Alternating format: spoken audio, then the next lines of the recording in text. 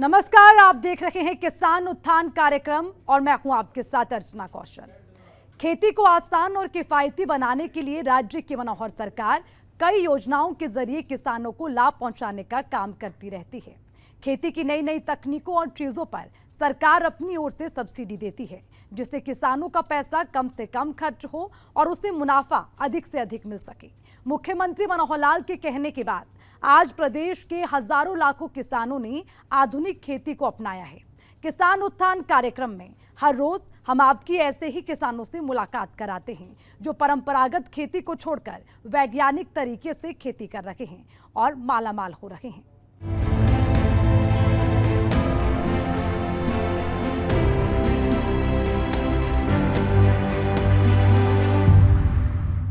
किसानों की उन्नति ही देश की प्रगति है। इस सोच के साथ मुख्यमंत्री मनोहर लाल ने किसानों के हित में एक के बाद एक कई कदम उठाए, जिसका लाभ प्रदेश के हजारों लाखों किसानों को मिल रहा है। किसानों ने अब परंपरागत खेती को पीछे छोड़कर आधुनिक खेती पर बल देना शुरू कर दिया है, जिससे छोटे बड़े सभी किसानों को सालाना लाखों रुपए की आमदनी हो रही है।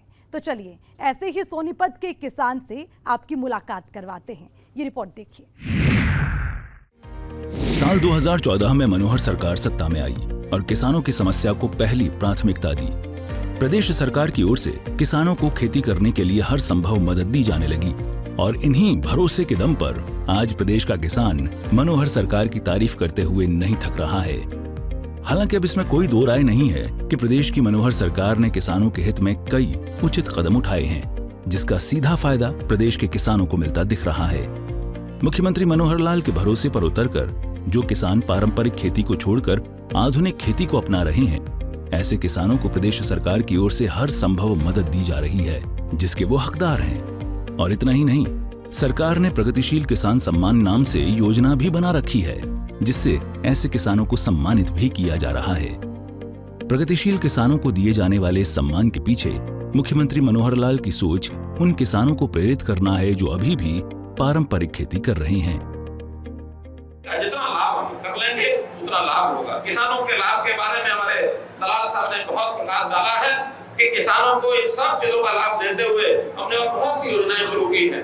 चाहे केंद्र की योजना है, प्रधानमंत्री जी ने हमारे जो किसान सम्मान निधि हर साल 6,000 रुपया किले का मिलता है, एक किसान को मिलता है।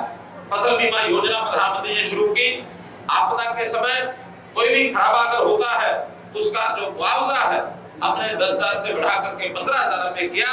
और अभी इस साल में हम लोगों ने अभी पिछले 8 साल में 9,790 करोड़ अर्थात 10,000 करोड़ रुपया किसानों का इसका दिया। न केवल मुआवजा बल्कि और योजनाओं का सब मिलाकर 23,000 करोड़ रुपया दिया है हमने। जो इस प्रकार से फसल विशेष जो पराली बचती है उसको भी उठाने के लिए 1,000 रुपए एकड़ उसका भी हम देते हैं। इसी प्रकार हम लोगों ने पानी के जो बड़े बड़े टैंक खेतों में वो भी बनवाने के लिए योजनाएं बनाई हैं। अभी तक 4,000 टैंक ये बना चुके हैं, ताकि कहीं गर्मी के दिनों में पानी की कमी हो तो उस टैंकों में से पानी लेकर के भी माइक्रो इरिगेशन से खेती को करते हैं। हमारे यहाँ प्रगतिशील किसान ये भी एक श्रेणी है, इनको प्रोत्साहन देने के लिए हमने कहा है कि प्रगतिशील किसान अपने जैसे किसानों को ट्रेंड करें। हम उसके लिए योजना लाए हैं ताकि वो अगर अच्छा प्रदर्शन करते हैं तो उनको भी पुरस्कार देते हैं, और अगर अपने जैसे 5 किसान 10 किसान और तैयार करते हैं उसके लिए भी उनको प्रोत्साहन राशि देते हैं। ट्रेनिंग के लिए भी वो आगे आते हैं, इसलिए उनको भी मैं बहुत से योजनाओं के अंदर शामिल करता हूँ। साल 2014 में मुख्यमंत्री मनोहर लाल ने प्रदेश की सत्ता को संभाला तो उन्होंने सबसे पहले किसानों की आय को दोगुना करने के बारे में सोचा और जी जान से किसानों के हित में फैसले लेने के लिए जुट गए। इसकी बदौलत है कि प्रदेश का आज किसान खुशहाल है और मुख्यमंत्री मनोहर लाल के गुणगान कर रहा है। करे भी क्यों ना, किसानों को किसी भी प्रकार की कोई भी परेशानी सामने आई तो सबसे पहले मुख्यमंत्री मनोहर लाल ने उस दुविधा को दूर करने का काम किया है। इसके साथ ही चलिए आपकी मुलाकात प्रदेश के जैविक खेती करने वाले आधुनिक किसान से कराते हैं, जिसने परंपरागत खेती को गुड बाय बोलकर आधुनिक खेती को हाय बोला है। ये कहानी है सोनीपत के अटेरना के रहने वाले किसान कमल सिंह चौहान की, जो पीढ़ी दर पीढ़ी चली आ रही धान की खेती करता था।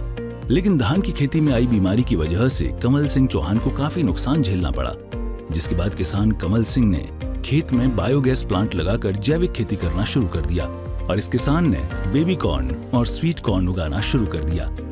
इस किसान को प्रेरणा स्रोत मानकर मौजूदा समय में कई दर्जन गांवों के किसानों ने भी बेबी कॉर्न और स्वीट कॉर्न उगाना शुरू कर दिया, जिससे दूसरे किसान न सिर्फ खुद की आमदनी बढ़ा रहे हैं बल्कि कई लोगों को रोजगार भी मुहैया करा रहे हैं। मैंने 1998 में बेबी कॉर्न की खेती शुरू की। सबसे पहले 18 सितंबर 1998 को बेबी कॉर्न बोया और इससे जो है आमदनी इतनी हुई कि गेहूं और धान दोनों फसलों में मिला के भी इतनी आमदनी नहीं होती थी। तो 2 साल तक मैं अकेला करता रहा। फिर मेरे पड़ोस के किसानों ने भी बेबी कॉर्न शुरू कर दिया और उसके बाद पूरे गांव ने, फिर पूरे क्षेत्र में बेबी कॉर्न की खेती फैल गई। सोनीपत जिले की बात करें तो टेरना गांव बेबी कॉर्न के नाम से जाना जाता है जी। कितने किसान कितने एकड़ में? यहाँ पर जितने किसान हैं सभी किसान बेबी कॉर्न की खेती करते हैं। साथ में क्षेत्र के जो किसान हैं वो हमारे से जुड़े हुए हैं, हमारे से सलाह लेते हैं। बीज भी कई बार उनको उपलब्ध कराना पड़ता है, टेक्नोलॉजी उपलब्ध करानी पड़ती है और जब मार्केटिंग की बात आती है तो उनका माल हम खरीदने की पूरी व्यवस्था करते हैं। और मिनिमम गारंटी प्राइस हमने 4 फसलों का दिया है, जिसमें बेबी कॉर्न है, स्वीट कॉर्न है, मशरूम है और टमाटर है। कितने किसान आपसे जुड़े हुए हैं, कितने मजदूर काम करते हैं? लगभग हमारी सारी इंडस्ट्रीज में 500 के करीब जो है मजदूर काम करते हैं और ट्रांसपोर्टर, अकाउंटेंट और भी काफ़ी लोग जुड़े हुए हैं। साथ में 10,000 किसान जो बेबी कॉर्न की, टमाटर की, मशरूम की खेती करते हैं और स्वीट कॉर्न की खेती करते हैं, वो हमारे से जुड़े हुए हैं। देखो, खेती करना पहले खेती में बाजार का रूप नहीं था। किसान के पास सब चीज़ गांव में ही उपलब्ध होती थी।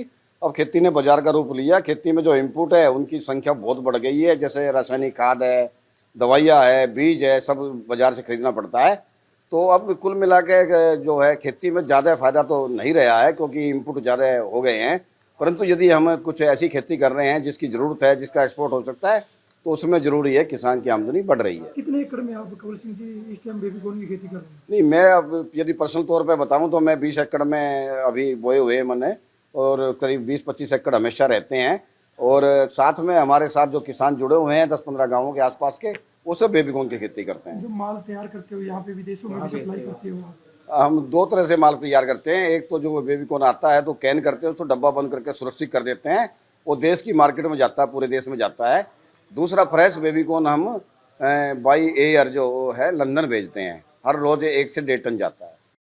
भारत सरकार ने साल 2019 में किसान कमल सिंह चौहान को खेती के क्षेत्र में अच्छा कार्य करने के लिए पद्मश्री से भी सम्मानित किया है। देश के नागरिकों को मिलने वाले सबसे बड़े सम्मानों में से एक पद्मश्री पुरस्कार प्राप्त करने से पहले कमल सिंह चौहान कई मंचों पर सम्मानित हो चुके हैं। राजीव गांधी अवार्ड, NG रंगा अवार्ड, कृषि के क्षेत्र में विशेष योगदान के लिए प्रदेश स्तरीय अवार्ड कमल सिंह को प्राप्त हो चुके हैं। आज ये किसान दूसरे किसानों के लिए भी एक प्रेरणा स्रोत का काम कर रहा है। पद्मश्री सम्मान सरकार ने इसलिए दिया कि हमारे यहाँ 500 करीब मजदूर काम करते हैं। महिलाओं को यहाँ रोजगार मिला हुआ है अपने घर के पास ही, और साथ में 10,000 किसानों की आमदनी दुगनी ही नहीं 3 से 4 गुनी बढ़ गई है। और क्या पद आपको दिया गया है? अभी रिसेंटली सरकार ने, जैसे कि हमारी फूड इंडस्ट्री है, तो हमें FSSAI food safety and standard authority of India का सदस्य नियुक्त किया गया है, जिसमें लगभग 22 सदस्य होते हैं। 19 सदस्य अभी हैं और इसमें 3 नॉमिनेटेड सदस्य हैं, बाकी सरकारी IAS लोग हैं, जॉइंट सेक्रेटरी लेवल के हैं 7 और 5 कमिश्नर हैं। नहीं, ये दरअसल क्या है, किसान तो वही काम करेगा जिसमें उससे ज़्यादा फायदा होगा, उसको देखने की ज़रूरत है। हमने बेबी कॉर्न की खेती शुरू की, हमें ज़्यादा आमदनी हमारी बढ़ी तो लोगों ने देखा कि इनकी आमदनी बढ़ रही तो हम भी करेंगे, तो हमने उनकी सहायता करी और उन्होंने इस तरह से बढ़ती चले गई। किसी काम में फ़ायदा होगा तो वो बढ़ता ही चला जाएगा, नुकसान हो जाए तो घटता चला जाएगा। ये तो हर किसान हो चाहे व्यापारी हो, सब फायदे का ही सौदा करना चाहते हैं।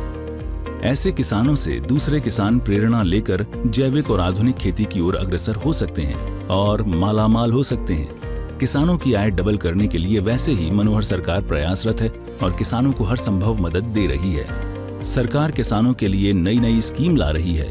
नई स्कीमों के माध्यम से किसानों को अनुदान दिया जा रहा है ताकि किसान समर्थ बन सकें, जिसका असर आज हरियाणा प्रदेश में साफ तौर पर देखा जा रहा है। ब्यूरो रिपोर्ट, सूर्या समाचार। तो देखा आपने, मुख्यमंत्री मनोहर लाल का किसान प्रेम आज प्रदेश में किसी से छुपा नहीं है। इसी की बदौलत आज प्रदेश का किसान आधुनिक खेती को अपनाते हुए लाखों की कमाई कर रहा है और मनोहर सरकार के तमाम प्रयासों से किसान खुशहाल हो रहा है। आज के किसान उत्थान कार्यक्रम में फिलहाल के लिए इतना ही। मुझे दीजिए इजाजत। नमस्कार।